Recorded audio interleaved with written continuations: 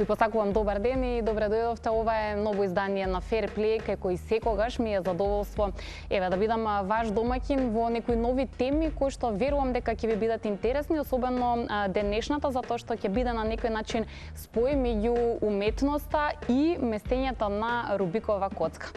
Мојот денешен гостин пред се публиката и јавноста во Македонија го препознава по неговото филмско остварување Исцелител и сите успеси кои што овој филм ги достигна, меѓутоа пред се и над се реакцијата која што имаше публиката за него. Меѓутоа, покрај тоа што се бави со уметност, негова голема љубов е и математиката, поле на кое што исто така има голем број на достигнувања и признанија за се што направил. Меѓутоа, во последно време или во последните години, негов заштитен знак е Рубиковата коцка. За овој спој, кој што можеби не е толку вообичаен, затоа што кога ќе споменеме дека некој се бави со математика, тоа што ни звучи дека е далеку од уметноста и спротивно.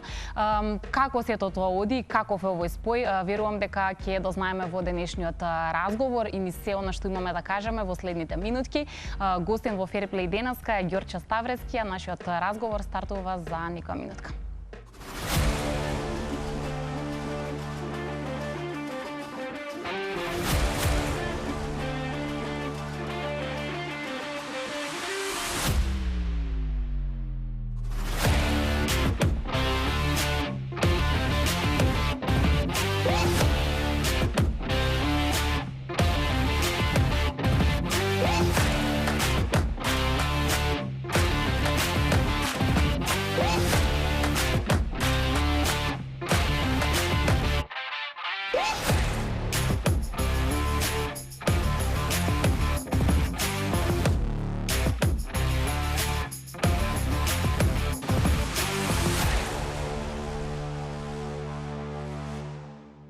Океј, логично, по широката јавност мојот денешен гостин го знае пред се по она што е негова примарна работа, да речеме, и они успеси по кои што најдобро го препознаваме, работи како режисер. Денеска јас тоа го разбрав дека и како професор на Факултетот за драмски уметности, меѓутоа во својство на спортист денеска е мој гостин во Fair Play. Ќе зборуваме за сите работи, меѓутоа најмногу за Рубиковата коцка и начинот на кој што стана негова пасија и постојано некако, особено последните негови објави на социјални мрежи се поврзани со сето тоа. Одамна сакам да разговараме на оваа тема, ама некако последен тригер беше една од тие објави. Морам да прочитам што пишуваше. Тоа што го решаваат рацете во минатото, барем 3 чекори сум постојано пред рацете. Сега ќе добиеме објаснување за ова, но пред тоа, како што е редот, благодарност што си мој гостин и добре дојде во Fair Play за Ѓорче Ставрески. Здраво, фала на поканата и баш ми е драго што сум тука. Да, на оваа тема особено, што за мене е интересна, до некаде и непозната. Ајде сега прво коментар за ова што го прочитав и за таа објава, дека веќе некако, што, рацете доцнат? Не, знаеш како, многу интересно, обично човек кога решава Рубикова коцка за некој од страна што не се разбира, да речеме, или воопшто не познава целата проблематика, изгледа како да речам, безумно, да кажам, да повторуваме неколку алгоритми или потези, без да имаме некаков план. Или, да речеме, има некаков едноставен план кој што во некоја смисла ќе заврши после некакви, да кажам, икс повторувања. Меѓутоа, во суштина, Рубиковата коцка е прекрасна затоа што постојано и постојано, кога ќе достигнете некое време или некаква точка во која што ќе се подобрите експоненцијално, се отвараат нови можности и нови начини за размислување и треба да употребувате нови техники. Една од последните техники се вика look ahead. Една од последните техники. Look ahead техниката е практички во моментот, значи, вие кога моториката на рацете толку доволно добро ја разбираат коцката, значи кога ќе видите, да речеме, некој алгоритам или некој елемент, кога ќе го видите, самите прсти практички почнуваат да го редат тој алгоритам, а вие имате простор ментално да размислувате на следниот чекор. Не веќе на тој алгоритам што го решаваат прстите, туку вие да размислувате буквално на следниот алгоритам и токму поради тоа што го решаваат прстите е во минатото, затоа што веќе вашиот памет на следниот потек и следниот потек. Со други зборови, ако ме снимате, нели, да речеме како ја решавам коцката, тоа што го решавам ја во моментот за мене е во минатото, затоа што ја го решавам веќе ментално следниот потек. Тоа е веројатно, да речам, ајде последната голема техника на рубиковата коцка. Сега ја учам. Нашиот шампион Ѓорги, рековме, Чешмеджиевски, да. Он сигурно знае за што зборам, уште неколку луѓе веројатно знаат, меѓутоа поголемиот дел не знаат. Така да можеби изгледа дека постојано повторувам иста работа, меѓутоа не е така постојано како во некоја видеоигрица се отклучува ново ниво на занајд. Добро. Сега да вратиме малку наназад, прв контакт со рубикова коцка, тоа мора да прашам, еве што мене прво ми паѓа на памет, кога дете, еве да речеме, ќе добие како подарок рубикова коцка, најчесто во мојава глава се барем две ситуации. Дете што почнува да се нервира затоа што нели во прво време не знае што да направи, веднаш ја баталува. И друг пример, спротивен на тој, дете што ќе се заинтересира и почнува да нели поминува повеќе време, посветува повеќе време и некако тоа станува љубов. Како беше кај тебе прв пат кога зема рубикова коцка во раце? Јас првата коцка ја купив негде пред 3-3,5 години. Значи, ја купив затоа што пишував тогаш филм за мојот втор целовечерен филм кој што се вика Трампи, ќе прозбориме и за тоа. Во кој што имам математичар кој што решава рубикова коцка. Значи, една од работите што ја прави во филмот е обседната со овие коцкиви и ми беше некако лицемерно јас да не знам да ја решам. Меѓутоа кога ми стигна коцката таков нрцум во суштина, да се превозбудив и почнав да пребарувам, нели на YouTube сега има стварно страшно добри времења, живееме во однос на учење. Јас сум природен учач, да речам, сакам да учам, особено нови работи и кога ми стигна коцката едноставно онака посветив некој си мислам нека 2 недели за да успеам да ја спуштам под минута и од тука почна процесот на учење. Мајка ми многу се нервираше. Затоа што она мислеше дека јас само ќе ја решам и дека тоа ќе биде тоа. Меѓутоа знаејќи мене почна да сваќа дека тоа нема да биде само едно решавање. Ќе продолжи, дека ќе продолжи тоа во недоглед и постојано ме прашува добро каде е лимитот, кога мислиш дека ќе прекинеш и ќе иначе ми вика ќе ти ја фрлам од зид. Така, да. Мада сега имам веќе џабе ќе ја фрли таа коцка затоа што имам веќе 20 коцки, ја не знам колку купив од тогаш.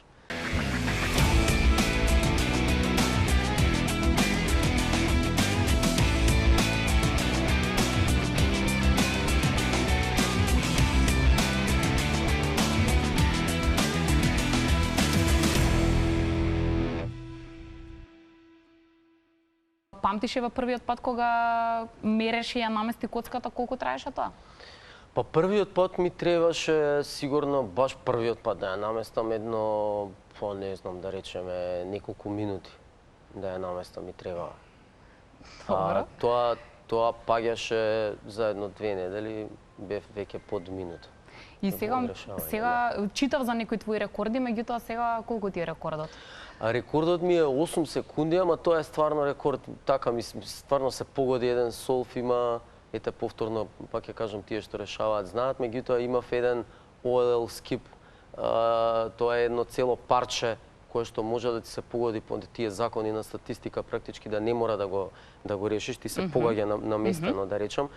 И ми се погоди и имав 8 секунди така, меѓутоа просекот негде ми се движи, зависи сега вака под стрес, пошто сум тремаџија, ќе се качи на 16 секунди. Можеби, меѓутоа негде околу 14 секунди ми е, со тоа што ги немам научено, има некои си 57 алгоритми на тој, на Orientation of the Last Layer, тоа што е OLL. Добро, супер те гледам, како шпанско село. Да, затоа викам, да, има еден од тие методи кој што сериозно се убрзува доколку ги научам тие 57 алгоритми, не ми се научени тие. Решив да се фокусирам на тоа што ми е поинтересно, а тоа е ова што го зборам Look Ahead. Целата стратегија на гледање еден чекор постојано понапред. Да, еве почнува да звучи како и секој останат спорт кај што веќе зборуваме за тактики, опции, можности, окей. Сега ме интересира другиот дел, односно моториката. Секако не може едно без друго. Требаше ли многу време за тоа да напредне?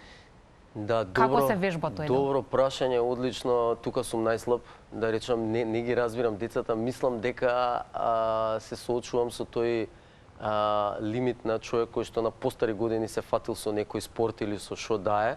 Исто како сега човек да почне да учи виолина или можеби клавир. Поинаку се развиваат екстремитетите, нели, рацете кога учи човек, баш мал кога е да свири, а поинаку сега, така што се борам многу, едноставно ми делува неприродно и мислам дека тука сум стварно најслаб. Особено во тој последен леер, значи во последниот ред што треба да се реши, треба многу брзина и ужасно сум спор. Значи стварно ќе треба да се најдам со нердовиве децава, да видам како да ме убрзаат. Добро, единствени вежби за се само да ја местиш коцката или правиш и некакви други работи? Други вежби со раце? Со дланки? Само ја местам, меѓутоа самото држење на коцката има одредена, да речам, одредени правила. Тоа е една работа и има начини како да се ограничи вртењето. И значи ова е 90, ова е значи едно вртење од 90 степени изгледа вака, а две се со двата прста вака. И сега практички тоа у некои големи брзини изгледа, мислам малце поголеми изгледа вака. Значи вие гледате колку што може коцката да биде постабилна, значи да не се врти на секаде, додека за да не се губи време практично. И практички стварно наликува како некој спорт. Повторно ќе кажам, ова ми е на толку решавања, мислам дека едноставно се уште го чувствувам како неприроден целиот процес.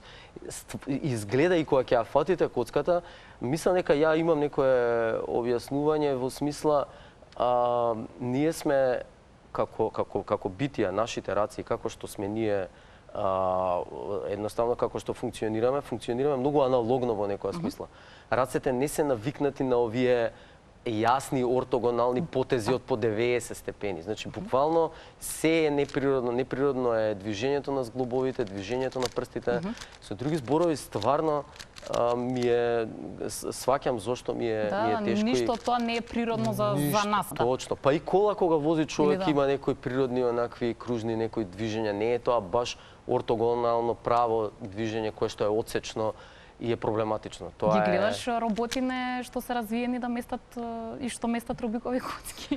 Значи тоа е пребрзо, окей, мислам во моментов човек не може тоа да го достигне, туку какво ти е чувството тоа кога го гледаш? Јас сакам да се собереме, да му се јавам на Ѓорги, да се договориме и да ги нападнеме роботиве, ние ќе идеме у негативно време. Значи ние сега полека се спремаме за негативно. Имаше еден луд човек, има една одлична теорија на заговор на интернет. Вика, луѓе, нели гледате дека постојано се намалува решавањето на рубикова коцка, ќе дое време кога негативно ќе почне да ја решаваат луѓето и тогаш во тој момент измислува некоја опасна теза, во тој момент времето ќе почне наназад да се враќа.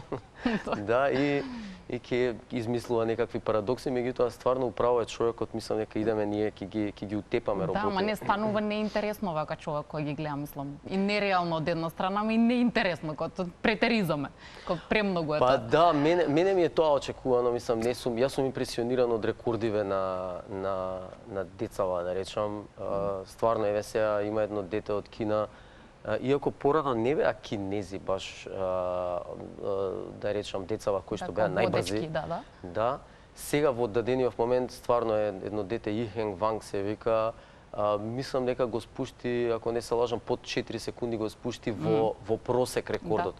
Тоа што е 3,9, мислам дека е сега во просек збориме. Да, мене ми се чини дека 3 секунди се малку за да земам коцката само, за да она да ја намести, така што да, премногу е. Да, многу е брз. Ја прстињата кога ќе го видам како му летаат, си викам, леле боже, што направи детето, не? Да. И знаеш што, едно од секако најтешките работи за секој спортист е кога ќе се случи некаква повреда. Ти пред малку ми кажа дека си имал некакви проблеми со раката. Како тој период? Па ми беше шокантен, не ја решавав некое време, некои си 6 месеци не ја решавав коцката. Да. Па беше безсмислено стварно, да. Мада сега сум добар, мислам, нема никаков проблем, меѓутоа да, спортска повреда. Обично и кога ќе ме видат луѓе со лузна, викам толку брзо ја свртев да ја пукнав тетивата. Да, проблемите со тетивата има врска со ова или беше од друга тоа си беше од друга природа, ама да, окей. Да, многу јако ја тренингот трпеш и отиде пукна одма нешто. Тренингот мораше да трпи. Добро што ги спомена децата, тоа ме интересира, дали си во комуникација со нашата заедница на како профи има изразот кјубери? Сега, сакам за тоа да прозборам. За кјубери, односно за коцкари. Знам, дека ти е важна тема. Баш тоа сакам. Прво, значи да, ова е мој апел до нашата заедница, значи ќе ги соберам децава, јас сакам да почнам иницијатива да го вратиме името. Ајде. Ние сме коцкари уствари. Не се коцкарите коцкари, ние сме коцкари. Во суштина затоа што коцкариве можат они да си бидат геймблери и онака никој не видел коцки седат таму по апарати, Господ знае што прават. Да стискаат копчиња или кој знае што. Ние сме реално правите коцкари затоа што постојано сме со коцките, нека си одберат они друго име. Веројатно коцкари се затоа што тоа било првото кладење, претпоставувам, на Балканов, па така влегло, нигде мислам дека не се у свет коцкари. Нели тоа се хазардни игри или како и да се викаат, или геймблинг, нели е англиското име, меѓутоа кај нас ни го украле името. И сега кај нас се кјубери, ние сме приморани да интернационализам, да. Па да, англицизам или што да е, нели, да го земеме англиското име кјубери, што мислам дека стварно не е фер. Мислам дека треба да си бидеме ние коцкари. Ама знаеш што, ние имаме некаква условно фобија кон зборот коцкар, заради тоа што не знам како тоа би се прифатило во пошироката јавност, ме разбираш. Например, ти да си коцкар или Ѓорги да е коцкар и сега друга е првата асоциација кој ќе го чуе човек зборот. Тоа сакам да кажам. Си го прифати долго време јавноста поинаку се употребува. Па затоа викам, да, мора да, ако може да се смени името од едни причини на земјава, можеме ние да си го вратиме нашето име, од други причини ќе се навикне поширока да публика, особено што ќе ме види мене или Ѓорги ќе го види, нели, со коцка и ќе рече да, цело време се со коцка, они се правите коцка. Вака е соодветно, да, ова е тоа. Да.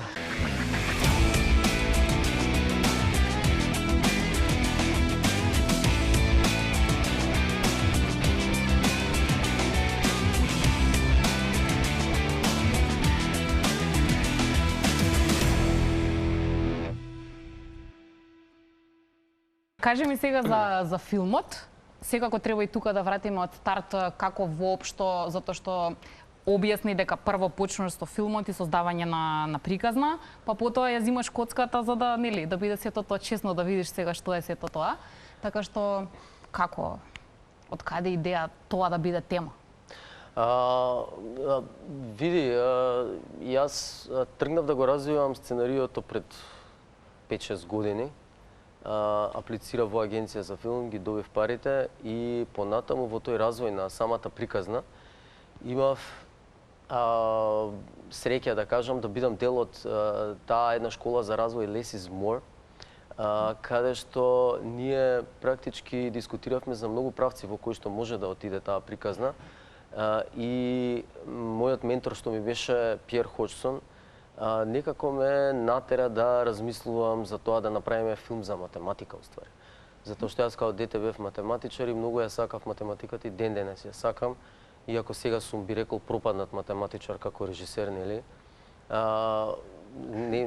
Не сум да речам толку вичен, едноставно ми избегаа некои работи, нели, со текот на годините, меѓутоа јас го сакам идеализмот во математиката и ден денес.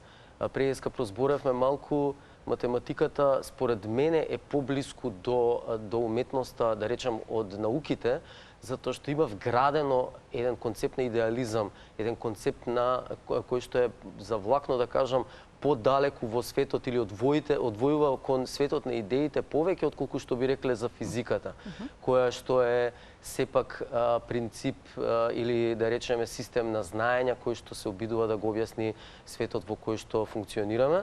Математиката е јазикот на науките, меѓутоа сепак има, пак ја кажам, има нешто што е сродно во однос на уметностите затоа што функционира повеќе во светот на идеите. Па во однос на тоа се сложив, реков, окей, ајде ќе правиме филм за математика. На почеток бев шокиран, искрен да бидам, не ми се одеше натаму, затоа што пак ја кажам, колку и да има убави некои работи што ги памтам од детството кога се такмичевме, има и многу шокантни некои работи од типот на кога се, да речеме, кога се надпреварувавме во тие ладни аудиториуми, мене ми беше многу стресно, тремаџија сум и онака бев постојано исплашен, препотен, кои ќе бидат тие задачи кои што ќе ги добиеме, па им завидуваш на тие што се подобри од тебе, па едноставно не научив како да работам, како да не бидам толку постојано под стрес и да не бидам таков тремаџија. Така да во однос на тоа имаше доста емотивен влог, меѓутоа го прифатив тоа и тргнавме да работиме филм за математичар. Тоа е. Добро. Да. До каде сега целиот процес, што е тоа што може во овој момент да знаеме, затоа што или допрва треба да гледаме што е тоа што го подготвувате, меѓутоа дали сме при крај? Гледав некои тизери веќе дека има така што претпоставувам дека филмот е во монтажа. Го снимавме на крај на минатата година. Практички 2 месеца снимање. Завршивме негде во декември со снимање. Имаше вкупно 39 снимачки дена, што е солидна бројка, не можам да се пожалам. Сега сме во монтажа, имаме уште неколку месеци работа во монтажа и на специјални ефекти. И понатаму ќе се работи на монтажа на звук. Имавме одлична екипа што дојде од Чешка за да работи на монтажата, за да работи на снимање на звукот. Инаку филмот имаше интернационална екипа, имав одлична екипа од било кој сектор. Мојата продуцентка Ивана Шекутковска направи неверојатна работа, Дејан Димевски, директорот на фотографија, исто направи неверојатна работа. Значи, фала и многу, да не ги спомнувам, не знам, сценографот Симо Бранов и останатите. Значи, имавме неверојатен тим кој што беше стварно беше задоволство да му биде на човек да работи. Ќе ги спомнам и двајцата главни актери, работев со двајца млади, многу перспективни актери кои што стварно дадоа се од себе. Тоа е Сергеј Димовски и Стефанија Начевска, значи Сергеј е математичарот, а Стефанија е физичарка во филмот, да. И така што се надевам дека ќе за брзо време ќе почнеме да ве радуваме, да речам, со тизери, трейлери и на крај со премиера. Сега тука е интересна ситуација каде што нели секогаш е тема на коментар, да речеме, со работката меѓу актерите и режисерот и на која ниво е и дали е соодветна. Во оваа ситуација претпоставувам дека бидејќи кажавме Рубиковата коцка е дел од целото сценарио и приказна, тежок предизвик беше за актерот тој дел?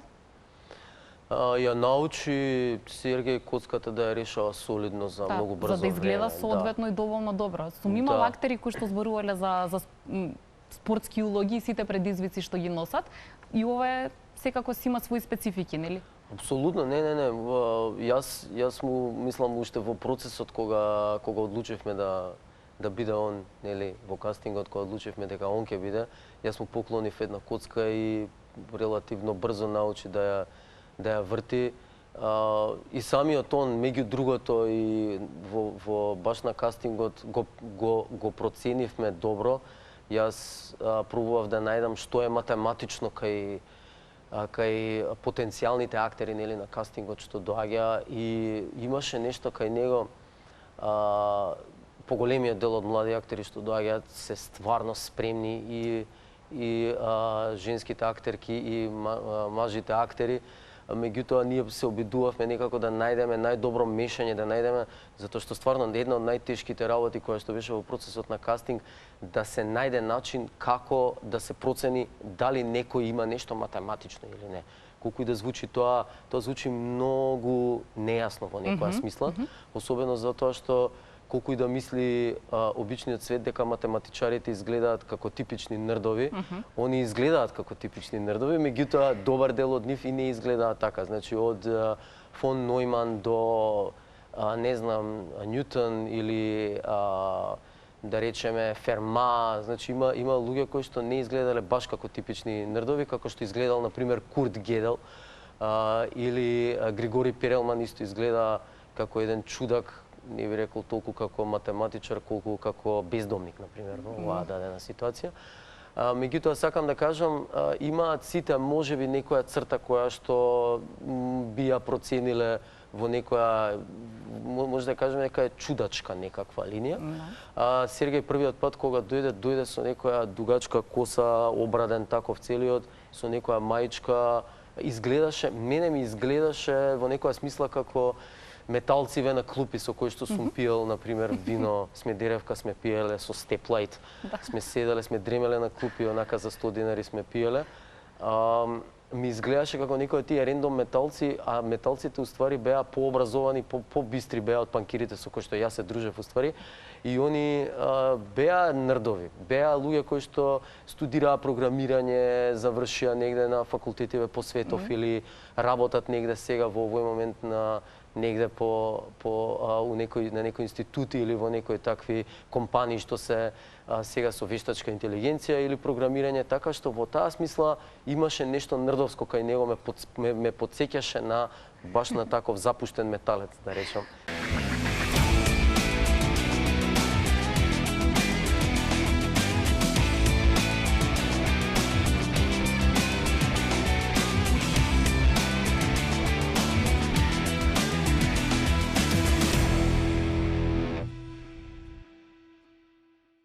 Како кај тебе, затоа што убава дефиниција даде или можеби ги спомна сите наши донекади предрасуди што ги имаме, меѓутоа каков беше твојот трансфер, ќе го наречам, од тој математички свет, да одлучиш дека сепак многу посериозно и многу повеќе уметноста ќе ти биде секојдневни дел од животот. Кога ќе споменам математичари, некој што се бави со уметност, тоа ми се она диаметрално спротивни на прва во мојава глава типови на луѓе пред се.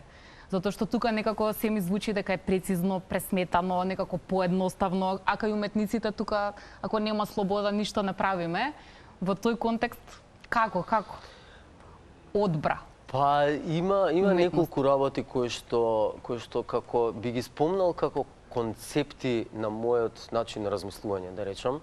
Една работа е тоа што се чувствувам себе си или се гледам како некаков, пак ќе кажам, преска спомнав, како некаков природен учач, како човек кој што сака да учи нови работи, нови концепти во животов и во ниедна смисла не би ги одвоил тие две работи, например, учење да функционирам во свет на математиката и во свет на уметноста.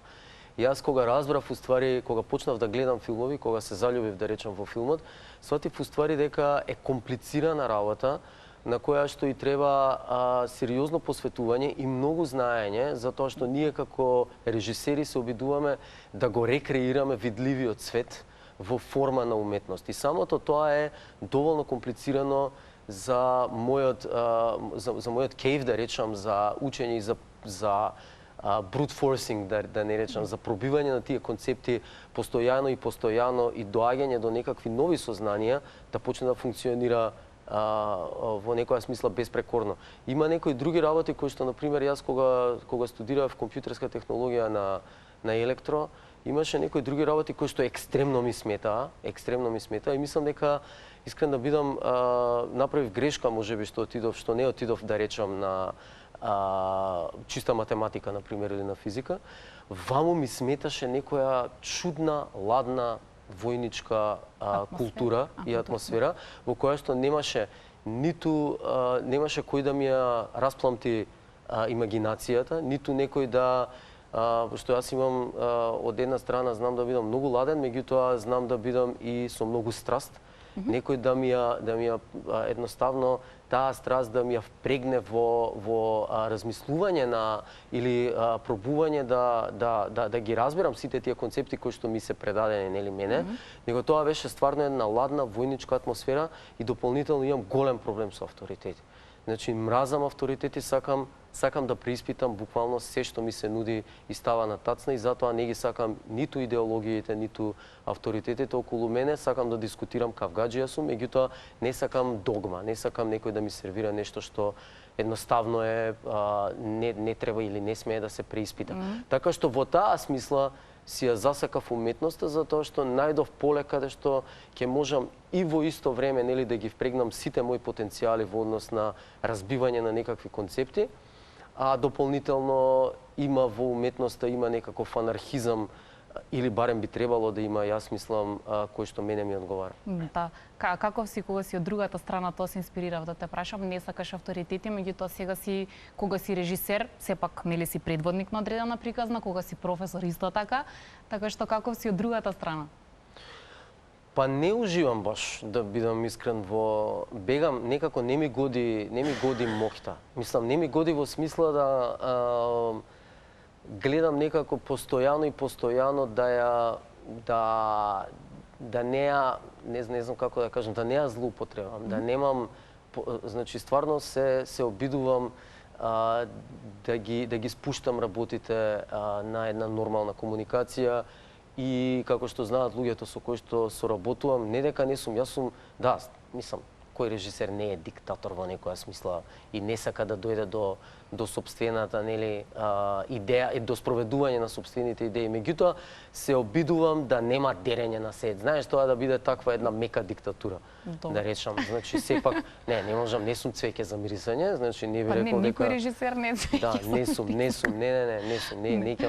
не сакам така да звучам, меѓутоа во секој случај гледам да има, барем ако ништо друго, да најдам полесен начин за комуникација, на полесен начин да ги спроведам моите идеи, да бидам повеќе Тито, а да не видам, да речеме, Сталин. Тоа е било тоа. Добро. Имаш ли вака идеја, ако помислиш на тоа, не знам дали некојаш си размислувал, бидејќи постојано си со Рубикова коцка, почесто ти доаѓа коцката да ја земеш во момент кога си под стрес, некаков напнатост, нервоза, или повеќе уживаш во тоа кога си релаксиран, кога сакаш да, не знам, да си уживаш во сопствените минути и сопственото време? Или не би ги поделил така? Добро прашање. Мислам дека не зависи решавањето на коцката премногу околу мојата психичка состојба. Меѓутоа, морам да кажам дека, например, кога ми се случуваа некои, да кажам, тешки работи овие 3 години, дремев по болници од две различни причини. Многу интересно, коцката беше како некој портал кој што во суштина можеше да ми компримира, да ми набие некое време, кое што ќе ми едноставно ќе ми ги земеше нервите дополнително. Например, земете време на чекање додека чекате операција или чекате нешто да се случи и треба да утепат човек некои си 2 сата во болница. Коцката тоа го компримираше буквално во што се вика ментално време од неколку минути. Буквално ќе фатам да ја решавам, да ја вртам и поминале тие 2 сата. Не можев да читам, затоа што самото читање ми е активен процес, емотивен процес ми е. Едноставно не можам да читам кога сум стварно многу под стрес. Коцката беше сериозна алатка и помош, особено што не е тоа некаква едноставен предмет, може да го носите постојано со себе, не е некој лаптоп па сега да ми треба за некој да геймам или било што за да ми помине времето, туку ја носам коцката со себе и стално наоѓав некои добри, имав супер комуникација со луѓето околу мене, особено луѓето што да, интересно име, сегаш да предизвикува внимание, а тие што знаат уште подобро, да. Многу е јако, да, од време на време имавме со мајка ми имавме некоја работа, бевме на нотар во врска со филмот и ја решав коцката повторно, чекавме некој си пола саат. Ја решавав, почнав да ја решавам коцкава чисто за да ми помине времето. И еден од овие што работеше во нотарската служба, леле луѓе, гледате колку е брз, се собраа околу мене, мајка ми почна да се нервира, значи ве молам, треба да подпишуваме документи, тргнете го, не можам да го гледам, значи мајка ми истравматизирана од коцката. Готови се нервите од коцката и се отиде. Значи не си секогаш режисер, некојаш и главна улога ето. Негде во чакална, во ходник. Сум, ама генерално за коцка. Никој не ме препознава како режисер. Главно, кога ќе ме видат... Тоа е друга болка, ама да не навлегуваме во таа болка. Треба малку пиарот на режисер да се сколеми. Еве во тој контекст мислам дека и тоа е некоја добра паралела меѓу спорт и ова ти што го правиш за спортистите, за тренерите, нека е за клубовите, како и да е. Можеби една од најтешките работи е да се задржи имиџот или титулата или успехот. Кога нешто ќе постигнат, потоа тука се логично очекувањата дека следниот пат треба да биде минимум така или дај Боже уште подобро од тоа, нели? Во тој контекст она што ти го постигна со исцелител некако си постави одредени граници кои потоа јас барем би рекла дека секако беа оправдани со тоа што следуваше. Меѓутоа пред премиерата на овој филм и генерално пред секој следен и се следно што работиш, го имаш ли ти тој притисок на очекување и дека нешто треба сега ти да оправдаш затоа што веќе видовме што е тоа што можеш да го направиш? Апсолутно, да. Мислам, во однос на тоа ќе кажам, многу ми е потешко со овој филм отколку со исцелител. Ама стварно експоненцијално потешко затоа што со исцелител некако никој, ниту јас прво имав моите побарувања авторски, режисерски беа дека јас сакав да направам филм со кој што ќе ги заокружам моите знаења, значи не дека не бев амбициозен, него бев во друга смисла амбициозен, не бев амбициозен во однос на концептот на приказната за разлика од сега. Повеќе бев амбициозен да направиме филм кој што ќе биде солиден производ во таа смисла и работев под радар. Знаеш, никој не очекуваше, никој не ме пратеше премногу. Знаеш, очите не беа насочени да имаше поголем мир, да. Имав стварно поголем мир. Сега е хаос. Сега е практички не само што почувствував, него стварно видов и доста малициозност, завист и процес во кој што не уживам премногу. Значи, и снимањето ми беше потешко, припремите ми беа потешки, сега сите пратеа, внимаваа кои ќе бидат главни улоги, дали ќе викнам некого по некоја X линија или, као што знаеме, нели, се во Македонија така натопено со некаква корупција, така што во рамки на филмов постојано ме пратеа како функционирам. И ми беше многу тешко, стварно. Ова објективно го зборам. Си плачев на Инстаграм постојано по тие сториња, па ме караа дека не е тоа добро за пиар. Меѓутоа што да правам, да. Вистината е таа. Да, стварно, да. Искрен сум бар пред себе.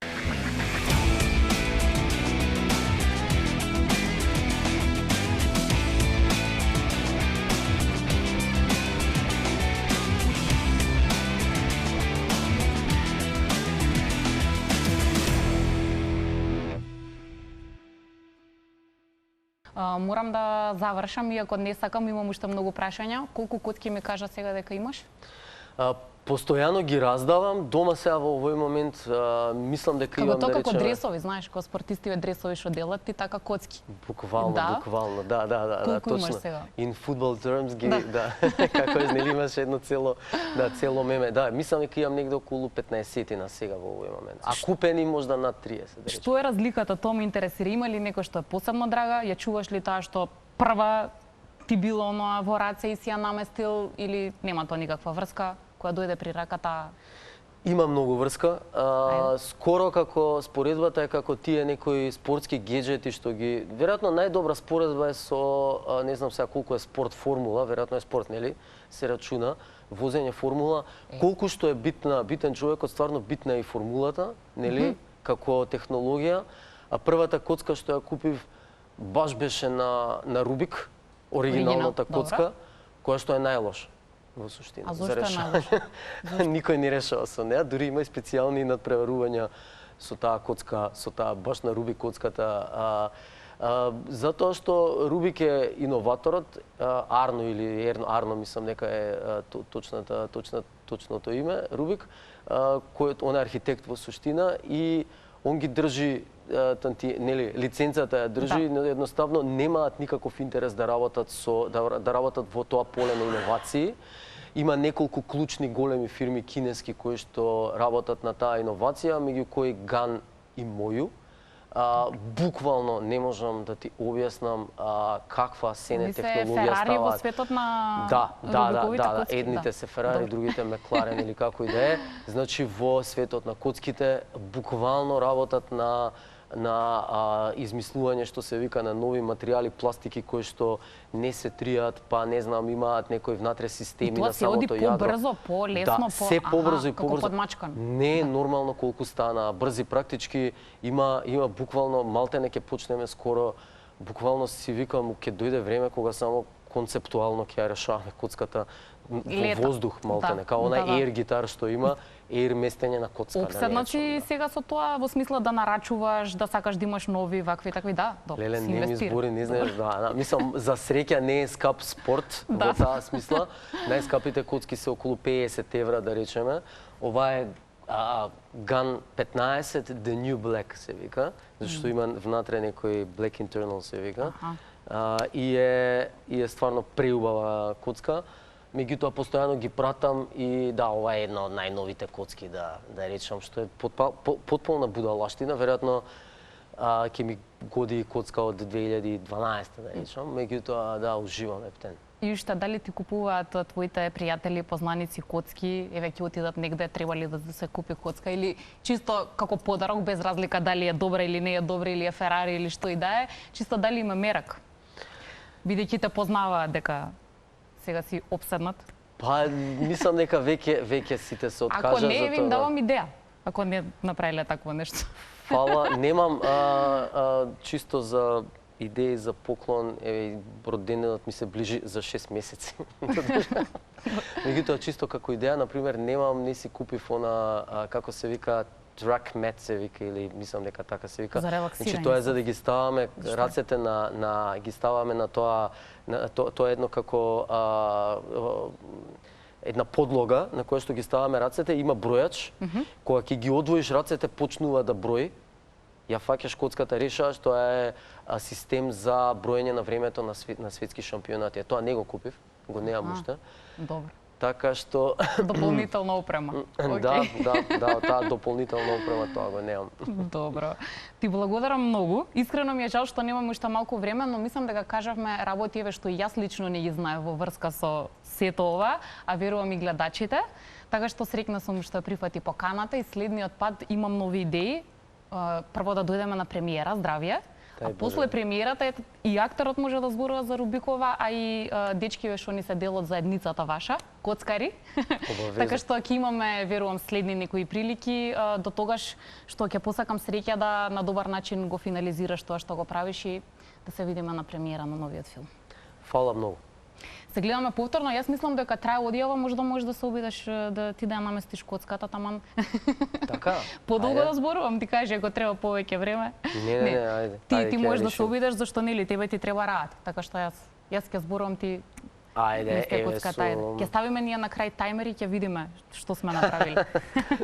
Добро, коцката, значи идеме. Одиме, верувам дека сме спремни, нели? 1, добро.